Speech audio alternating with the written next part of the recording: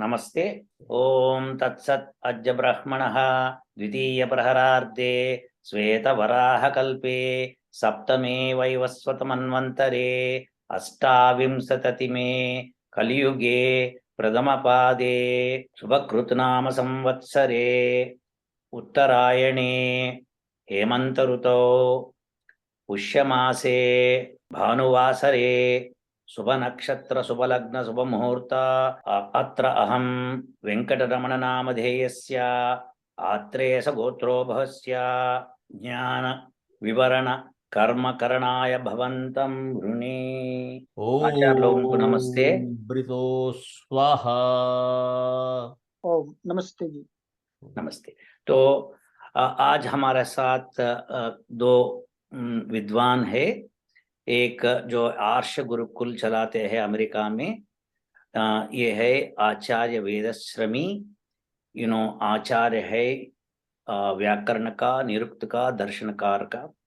और ये है आचार्य श्रवण, ये है देववाणी चलाते हैं यूट्यूब चैनल। और संस्कृत पंडित है और व्याकरण और दर्शनकार भी है। इन दोनों आज हमारे समक्ष है। हम ये कोशिश करेंगे कि राज पोपट, जो विद्वान राज पोपट है, यूनिवर्सिटी ऑफ कैम्ब्रिज में हलचल मनाया और उन्होंने बोला कि जो 2500 ईयर्स से जो बात ऐसी है, जो पजल है, उसको मैंने सॉल्व कर दिया। और आचार्य वररुचि और आचार्य पतंजलि जैसे महान विद्वान लोग भी कंफ्यूज में है और मैं उसको सॉल्व कर दिया। तो मैंने इन दोनों व्याकरणोत्तम को मैं चुना और इनको जो दो क्वेश्चंस भेजा हूँ और उनके लिए वो तैयार करके आंसर्स रखे। और उनको मैंने रिक्वेस्ट करा कि वीडियो पे आए और सब लोगों को बताए क्या ये सही है या गलत है। तो वो लोग बोले ठीक है, हम लोग आएंगे और हमारे रिक्वेस्ट पे वो आ गया। I am doctor Venkatachaganti. Physics भौतिक शास्त्र का जानकारी रखता हूँ और अमेरिका में पीएचडी करा हूँ। और आई विल बी स्टार्टिंग ए वैदिक यूनिवर्सिटी इन अमेरिका। सो इससे जुड़ा हुआ ये मामला है।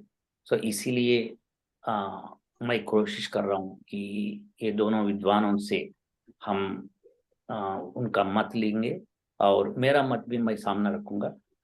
पहले इन दोनों का मत ले लेंगे और इसमें पहले आचार्य वेदश्रमी से मैं प्रश्न पूछता हूँ, जो प्रश्न मैं दिखाता हूँ स्क्रीन पे। सो उसके बाद उनका राय मैं जान लूंगा और उसके बाद आचार्य श्रवण कुमार को भी पूछूंगा। उसके बाद दूसरा प्रश्न, ऐसा चलेगा। ये the necessity of this YouTube channel, YouTube video is we are going to make all the questions asked by doctor Raj Popat. उनको कुछ समस्या है, उन्होंने पहले चैप्टर में, पहला अध्याय में रखा हुआ कुछ 4 प्रश्न रखे, इसका पहले आंसर करेंगे, देन सेकंड चैप्टर वैसे चलेंगे। ये सीरीज ऑफ वीडियोस बनेंगे, ये पहला वीडियो है। सबको सादर प्रणाम। आचार्य जी, आचार्य वेदश्रमी जी, तो मैं आपसे शुरू करूं? जी ठीक है, तो पहला मैं प्रश्न को दिखाता हूं, उसके बाद आप आंसर दीजिए। जी। तो ये है क्वेश्चंस आचार्य जी। आपको 2 क्वेश्चंस, दोनों क्वेश्चंस आपको मैंने जो भेजा था, आप आचार्य श्रवण जी की भी मैं भेजा, तो आपको सब लोगों को ये प्रश्न दिख रहे। तो आचार्य जी, आप प्रश्न पढ़ के फिर उसका आंसर हम ले लेंगे। थोड़ा प्रश्न समझाइए, क्या है ये प्रश्न? ये है, इसमें ये कहना चाह रहे हैं, क्योंकि यहाँ पर तो हिंदी में अनुवाद किया हुआ है, तो हिंदी में अनुवाद थोड़ा अलग तरीके का है इसमें थोड़ा। हाँ। परंतु जो है कि यहाँ पर जो ऋषिराज पोपट जी जो है ये कहना चाह रहे हैं, वो कह रहे हैं कि द क्वेश्चन अबाउट वेदर संयंगो इज ए जेनेटिव डुअल और a locative dual is a crucial one and has important implications for how we conceptualize प्रक्रिया, द प्रोसीजर, प्रक्रिया, द प्रोसीजर। तो ये कहना चाह रहे हैं कि जहां तक मैं इनके प्रश्न को आंग्ल भाषा में, अंग्रेजी भाषा में समझा हूं, कि इनका कहना यह है कि ये जो संयंगोह जो सूत्र है ये जेनेटिव डुअल है, अर्थात ये संबंध में षष्ठी है, अर्थात षष्ठी विभक्ति से युक्त है, षष्ठी विभक्ति द्विवचन है, या लोकेटिव डुअल है, अर्थात सप्तमी विभक्ति द्विवचन है। तो ये इनका क्वेश्चन है, और इन्होंने जो ये क्वेश्चन दिया है, आप उनका जो टिप्पणी पढ़ेंगे, मूल जो बुक है उसमें जो टिप्पणी पढ़ेंगे, तो टिप्पणी में उन्होंने किसी का मत बताया है, ये कहा है कि भाई ये इनका है। तो ये जो है कि यहाँ पर इन्होंने जो क्वेश्चन जो उठाया है, क्वेश्चन, और उसमें सबसे लास्ट में जो दे रहे हैं कि क्वेश्चन इज करके, कि ये है, ये देखिए प्रक्रिया, हाँ ये 9वां नंबर है। आप इसका टिप्पणी में 9th है, जिसको करडोना का है, 1997 है। तो ये जो है कोरोडोना का है ये। तो ये अंग्रेजी में हो गया यहाँ पे क्वेश्चन, और उसका उसका 9th जो है, 9th देखिए, 9th टिप्पणी सबसे पहला जो नीचे वाला, हाँ। तो ये इसका इन्होंने यहाँ पर जिक्र किया है कि भाई ये ऐसा मानते हैं इस तरीके का, और इस पर उन्होंने अपना कोई भी टिप्पणी नहीं दिया है ये श्री ऋषिराज पोपट जी ने, कि वो क्या मानते हैं। ठीक है। तो एक कथन है, मौनम स्वीकृति ही लक्षणम, स्वीकृति लक्षणम, वह मौन जो है स्वीकृति का लक्षण है। तो यहाँ पर उन्होंने इनका खंडन नहीं किया है, इसका मतलब इस चीज को स्वीकार करते हैं, स्वीकार करते हैं। हाँ, तो इसीलिए हम ऐसा मान करके चल रहे हैं, क्योंकि सीधे डायरेक्ट ऋषिराज पोपट जी से हमें बातचीत नहीं हुई है।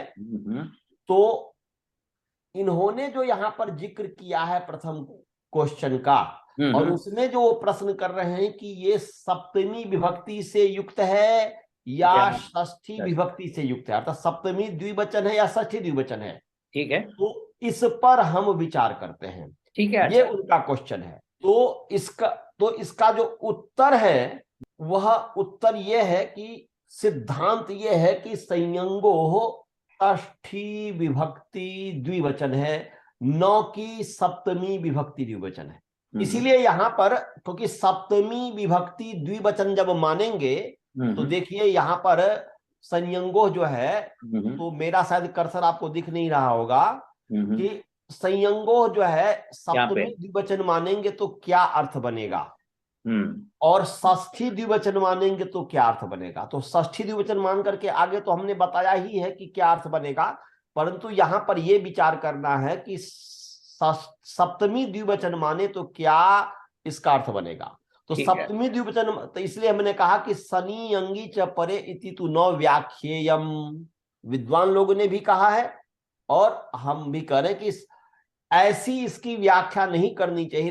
ऋषिराज पोपट जी ने जो कहा कि सप्तमी है या षष्ठी है, ये उनका क्वेश्चन है, तो ये उत्तर ये है ऋषिराज पोपट जी के लिए कि ये षष्ठी ही द्विवचन है, सप्तमी द्विवचन नहीं है। ठीक है। यदि हम सप्तमी द्विवचन मानेंगे तो अर्थ हो जाएगा कि सन के परे रहते, सन प्रत्यय जो है उसके बाद में रहते, परे रहते, और यंग के परे रहते, ऐसा अर्थ हो जाएगा। यंग के परे रहते, अनभ्यास धातु के प्रथम एकाच और अजादी द्वितीय एकाच को द्वितीय, अजादे द्वितीय से द्वितीय एकाच को द्विवचन होता है, ऐसा अर्थ हो जाएगा। और जब ऐसा अर्थ होगा तो क्या होगा, इसमें जैसे दो हमने ये दिया कि तथा सती प्रति पूर्वात इणः सनि और अट धातो यंगी च प्रतिशीषति अटाट्यते इत्यत्र प्रत्यय सहितस्य द्वित्वानापत्तेः, द्वित्वानापत्तेः, ये अर्थात इसका मतलब ये हुआ कि यदि हम इसमें सप्तमी विभक्ति मानेंगे तो तब तो प्रति उपसर्ग प्रीफिक्स जो है, प्रति उपसर्ग पूर्वक इन धातु से जब हम सन प्रत्यय करेंगे तो यहां पर प्रतिशीर्षति की सिद्धि नहीं हो पाएगी। कैसे नहीं हो पाएगी हम आपको आगे बताएंगे।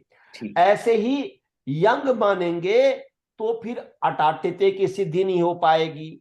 और एक और बताया है कि यदि हम संयंगों में सप्तमी मानेंगे तो सन का अवयव जो इट है उसको द्विर्वचन नहीं हो पाएगा। भक्त माने अवयव, सन भक्तस इटो द्विर्वचनम न स्यात्। सन का अवयव जो इट है उसको द्विर्वचन नहीं हो पाएगा, और द्विर्वचन न होने से अटि टीषति इत्यादि की सिद्धि नहीं हो पाएगी। अतः संयंगो इत्र अवयव षष्ठेव न तो सप्तमी। यहां पर संयंगों में अवयव षष्ठी ही है, न कि सप्तमी विभक्ति है। तो ये आपका आंसर है जी। या तो मैं यही प्रश्न मैं आचार्य श्रवण जी को भी पूछूंगा। आचार्य श्रवण जी, आपका राय क्या है? मैं आपका जो भेजा हुआ PDF फाइल में दिखाता हूँ आपको। जो आचार्य जी ने बोला है वो बिल्कुल सही बोला है और यही है।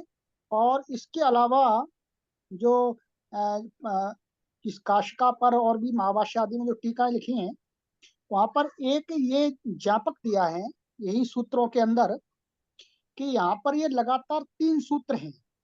ये एक सन यंगोह और इससे ऊपर वाला सूत्र है लिटि धातो रनभ्यासस्य और इसके नीचे है श्लौ। ठीक है। तो लिटि धातो रनभ्यासस्य में जो लिटि है ये सप्तम्यंत पद है, ये तो साक्षात दिख रहा है, इसमें कोई डाउट नहीं। ठीक है। लिट और गी का ई और लिटि बन जाता है सप्तमी में एक वचन, इसमें किसी को डाउट नहीं होता। और ऐसे ही श्लू में गुरु के समान रूप चल करके श्लऊ बनता है सप्तमी एक वचन में, उसमें भी कोई डाउट नहीं है, वो सप्तमी में बनता है और कहीं नहीं बनता। अब बीच में जो ये पद आ रहा है, सूत्र आ रहा है सम यंगो हो, यहाँ पर डाउट उत्पन्न होता है कि षष्ठी द्विवचन में भी ऐसा ही रूप बनता है और सप्तमी द्विवचन में भी बनता है, जो कि अभी बता दिया। अब यहाँ पर एक महर्षि पाणिनि को हम ध्यान से देखें सूत्रों में, तो यदि महर्षि पाणिनि को सन यंगों में सप्तमी विभक्ति इष्ट होती, अभिष्ट होती, तो वो ये सूत्र अलग अलग नहीं बनाते, इनको एक मिला के बनाते। सही, इनको एक मिला के बनाते। ऐसा कहते लिट सन यंग श्लू और फिर उसमें सप्तमी जोड़ करके बहुवचन का धातु रनभ्यास से, ऐसा एक सूत्र बनता। सही। अर्थात महर्षि पाणिनि ने एक सप्तमी पद ऊपर पड़ा हुआ है सूत्र में, एक नीचे वाले सूत्र में पड़ा है और तीनों सूत्रों को अलग किया है। इससे एकदम स्पष्ट है कि ऊपर वाला और नीचे वाले से बीच वाले की विभक्ति मेल नहीं खा रही। सही, बहुत अच्छा। यदि मेल खाती, बहुत सुंदर। हाँ मेल खाती तो विभक्ति एक ही सूत्र बनाते, अलग अलग नहीं बनाते, क्योंकि अक्षर कम हो जाते उसमें। एक सूत्र बनाने से अक्षर कम हो जाते हैं। और पाणिनि के विषय में ऐसा आचार्यों के बीच में प्रसिद्ध है कि आदि मात्रा का भी लाघव होने पर वो जैसे पुत्र उत्पन्न हुआ है उतना बड़ा उत्सव मनाते हैं लोग। ठीक है। तो हाँ, तो इससे एकदम 100% एकदम सामान्यता को देखेगा तो आराम से लगा लेगा कि सन यंगों में षष्ठी ही है, द्विवचन, सप्तमी नहीं। बहुत अच्छा, बहुत अच्छा। और जो आचार्य जी ने बताया वो तो है ही पूरा, उसमें तो कोई बात ही नहीं। ठीक है। तो अब ये अभी इसमें ये है कि अब हमारे वाला PDF निकालिए। अब उसमें हमने जो थोड़ा सिद्धि का क्रम बताया है वो मैं थोड़ा बता दूं, क्योंकि ऋषिराज पोपट जी जो है उस चीज को समझ जाएंगे कि कैसे है। अब देखिए यहाँ पर हमने क्या किया है, धीरे धीरे आगे करते जाएंगे कि देखिए हमने बस यहाँ रुकिए। यहाँ पर हमने पदच्छेद जो किया है सप्तमी न करके षष्ठी विभक्ति द्विवचन की है। आप देख रहे होंगे कि यहाँ पर षष्ठी विभक्ति द्विवचन है, पदच्छेद संयंगो षष्ठी विभक्ति द्विवचन। तो यहाँ पर जो है देखिए इसमें इसके ऊपर जिससे अनुवृत्ति आती है वह एकाचो द्वे प्रथमस्य अजादे द्वितीयस्य। तो एकाचो द्वे प्रथमस्य जो है इसमें जो है कि ये पूरे सूत्र की अनुवृत्ति आती है, अजादे द्वितीय से ये पूरे सूत्र की अनुवृत्ति आती है, और लिटि धातुर अनभ्यासस्य से इसमें धातोः और अनभ्यास की अनुवृत्ति आती है। इसलिए हमने लिखा है, देखिए, पूर्वतः अनुवृत्ति ही, पूर्व से अनुवृत्ति जो आ रही है किसकी आ रही है, अनभ्यासस्य, उसमें 8 लिख दिया। 8 का मतलब हुआ कि ये छठा अध्याय का प्रथम पाद का इसके ऊपर 8वां नंबर सूत्र है, उससे अनाभ्यास की अनुवृत्ति आ रही है।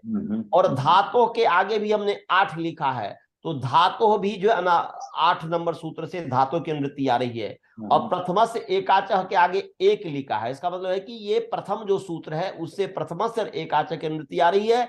और द्वे के भी आगे हमने 1 लिखा है, इसलिए द्वे भी के 1 नंबर सूत्र से अनुवृत्ति आ रही है। और अजादेह के आगे 2 और द्वितीय के आगे 2। यहां पर जो है हमारे आचार्य श्रवण कुमार जी ने बहुत ही अच्छा हेतु दिया। उन्होंने अच्छा हेतु दिया कि भाई संयंगों को षष्ठी माने या सप्तमी माने तो ऊपर जो लिटी है और नीचे जो स्लव है ये सप्तमी है, उसमें कोई भ्रांति नहीं है, वो तो स्पष्टतया ही सबको मालूम है। तो बीच में आ गया संयंगो हो। यदि भगवान पाणिनि जी को, महर्षि पाणिनि जी को यदि ये इष्ट होता कि यहाँ पर सप्तमी माना जाए, तो लिटि जो ऊपर सूत्र है, क्योंकि वहां पर लिट के परिवृत अनाभ्यास धातु के प्रथम एकाच अजादित एकाच द्विवचन होता है, जैसे वहां अर्थ होता है ऐसे संयंगों का भी अर्थ होगा। और तो इसलिए दोनों को एक साथ कर देंगे। और इसमें मैं इनके बातों को सपोर्ट करता हूं, क्योंकि अर्धमात्रा लाघवे न पुत्रो तो मन्यन्ते वैयाकरण, वैयाकरण आधी मात्रा के भी लाघव हो जाए तो पुत्रोत्सव की तरह मनाते हैं। तो यहां पर आप हमारा पीडीएफ निकालिए कि यहां पर हमने ये बताया है कि देखिए, जब हम षष्ठी मानेंगे तो क्या अर्थ बनेगा। षष्ठी मानेंगे तो अर्थ बनेगा कि सन जो है प्रत्यय है, यंग जो प्रत्यय है, और धातु है, तो यहां पर या तो प्रत्यय ग्रहणित अंत ग्रहणम कर दीजिए, यस्मात् स प्रत्यय बीज तदादित अंतस्य ग्रहणम, या धातु विशेष्य है और सन और यंग विशेषण है, इसलिए ये विधि सदंतस्य, इससे तंत विधि कर दीजिए। तो इसलिए अर्थ बन जाएगा सनंतस्य यंगंतस्य च धातोः अनभ्यासस्य प्रथमस्य एकाचः द्वे भवतः अजादेस्तु द्वितीयस्य। माने सनंत और यंगंत धातु जो अनाभ्यास जो धातु है उसके प्रथम एकाच को द्वित होते हैं और अजादि द्वितीय एकाच को द्वित होते हैं। ये इसका अर्थ बना। अब आगे चलिए, यहां पर जो है हमने जो बताया था कि यदि सप्तमी विभक्ति मानेंगे तो प्रतिशीषति की सिद्धि नहीं हो पाएगी। तो यहां पर देखिए प्रति उपसर्ग इन है, इनका जब हम अनुबंध लोप करेंगे तो न हट जाएगा। उसके बाद जो है धातु कर्ण समान कर्तिका दीक्षायम बा, इस सूत्र से यहां पर इच्छा अर्थ में सन प्रत्यय हो गया है। उसका हमने अर्थ भी बता दिया है, वृत्ति के समान कर्तिकात कर्मणो अवयवात धातु सन प्रत्यय भवती वा भवती इच्छाया, माने समान कर्ता वाले कर्म के अवयव जो धातु है उससे परे सन प्रत्यय विकल्प से होता है इच्छा अर्थ में। तो यहाँ पर प्रति उपसर्ग है, ई है और सन प्रत्यय कर दिया, सन का अनुबंध लोप हुआ तो प्रति ई स हुआ। अब यहां पर देखिए, यहीं पर रहस्य देखना कि संयंगो हो, संयंगो इत्यनेन स इत्यस्य द्विर्वचनम। यदि अब यहां पर देख लीजिए भ्राता जी आप कि यदि सप्तमी मानेंगे तो हो जाएगा सन के परे रहते, ऐसा ही अर्थ होगा ना जी। सन बाद में हो तो सन बाद में जब होगा तो ई है, तो ई जो है तो अजादि द्वितीय एकाच, तो अजादि द्वितीय एकाच मिलेगा ही नहीं। एकाच करते एक यस्मिन, एक अच है जिसमें, तो द्वितीय एकाच यहां पर है ही नहीं, प्रथम एकाच ही है। तो यहां पर सन को द्विर्वचन नहीं हो पाएगा, क्योंकि सन निमित्त हो गया, उससे पूर्व में द्वित्व होना चाहिए, तो प्रतिशीषति की सिद्धि नहीं हो पाएगी। इसीलिए संयंगों में जब सप्तमी न मान करके षष्ठी मानेंगे तो सनंत हो जाएगा। तो सनंत जो ईस सनंत हो गया, और सनंत होने से ये अब इसके जो है धातु है सनाद्यंत धातु से इसकी धातु संज्ञा है, इस धातु नया धातु बन गया। हाँ, सनाद्यंत धातु, और धातु होने से हो गया धातु के अजादि धातु के जो द्वितीय एकाच, द्वितीय का मतलब हुआ कि यहां पर प्रथम एकाच तो हुआ इस, यदि इस जब तक दूसरा एकाच ना हो जाए द्वितीय हो गया स, द्वितीय एकच है जिसमें, तो ये स, तो इसको द्विर्वचन हो गया, इसलिए हमने यहां पर स कर दिया। तो प्रति ई स कर दिया, और यहां पर सन्यतः से जो है सन के प्रत्यय अभ्यास जो है, क्योंकि पूर्वाभ्यास हलादी से पूर्वाभ्यास, तो यहां पर जब ही आपने स किया तो पूर्व की अभ्यास संज्ञा हो गई, तो जो द्वित्व किया तो स जो है इसकी जो है अभ्यास संज्ञा हुई, और अभ्यास के जो आकार है उसको इकार हो जाता है, इसलिए सनी अभ्यास से अतः इत इकारादेशो भवति, इकारादेश होता है। तो यहां पर स के सकारोत्तरवर्ती जो आकार है इसमें ई हो गया, तो हो गया प्रति ई सी स। अब इसके बाद आदेश प्रत्ययों से यहां पर का स और श, ये प्रत्यय का सकार है, ये सन प्रत्यय का सकार है, इसीलिए यहां पर स को श हो गया। तो इन और कवर्ग से उत्तर, तो यहां पर इन है, इन और कवर्ग, तो यहां पर जो है इससे इन कवर्गाभ्याम उत्तरस्य आदेश से प्रत्यय से मूर्धन्यो भवति। तो यहां पर जो है ई से परे जो है, यहां पर ई जो है इससे परे स और श को मूर्धन्य हो गया। समझ गए जी? तो यहां पर मूर्धन्य हुआ तो ई प्रति ई शीर्ष हुआ। अब फिर जो है सप तिप ला करके अनुबंध लोप करके प्रति ईशीष अर्थी अतो गुणे से पर रूप कर देंगे सकारोत्तरवर्ती आकार आकार में, तो हो जाएगा प्रति ईशीषति, और अका सवर्ण दीर्घ से जो है अका सवर्ण यति परे पूर्व परियो दीर्घो भवति, एक दीर्घो भवति, एको दीर्घो भवति, तो यहाँ पर दीर्घ बन गया, तो बन गया प्रतिशीषति, बने उपसर्गस्य इति उपसर्गस्य कार, उपसर्ग जो इकार है उसका धातु के इकार के साथ दीर्घ हुआ, तो प्रतिशीषति इति सिद्धम, ये सिद्ध हो गया। नहीं तो सप्तमी मानेंगे तो प्रतिशीषति बनेगा ही नहीं, बनेगा ही नहीं सर। इसी तरीके का अटाट्यते का भी हमने सिद्धि किया है, तो यदि आप बोलेंगे तो उसको दिखा देंगे, नहीं तो एक उदाहरण काफी है। वो काफी है आचार्य जी, एक उदाहरण काफी है। जो राज पोपट के लिए यूनिवर्सिटी ऑफ कैम्ब्रिज को हम जो सबमिट करेंगे उसमें पूरा उदाहरण देंगे। हाँ, तो यूट्यूब चैनल के लिए तो एक उदाहरण तो बहुत काफी है। केवल आपसे निवेदन मैं करता हूं कि हमने जो सिद्धि किया है उसको केवल एक बार दिखा दीजिए, यदि कुछ देर तक रखेंगे उसमें, तो यदि देखने वाला उसको देख सकता है कि कैसे अटाट्यते की सिद्धि हुई है। ये धीरे धीरे ले जाएंगे, देखिए अटाट्यते की सिद्धि कैसे हुई है, किस तरीके से हमने ये किया है, जो देखने वाले जो है श्रोतागण जो है तो वो देख सकते हैं। और फिर हम नीचे चलिए, पॉज करके वो देख सकते हैं। और नीचे ले जाइए, और हमने इसमें अंतिम में कह दिया अटाट्यते इति सिद्धम। यदि यहां पर यंग परे रहते कहेंगे तो यहां पर अटाट्यते सिद्ध नहीं हो पाएगी। ठीक है, अच्छा, बहुत सुंदर, बहुत सुंदर। तो अब मैं दूसरा प्रश्न पे चलूं जी।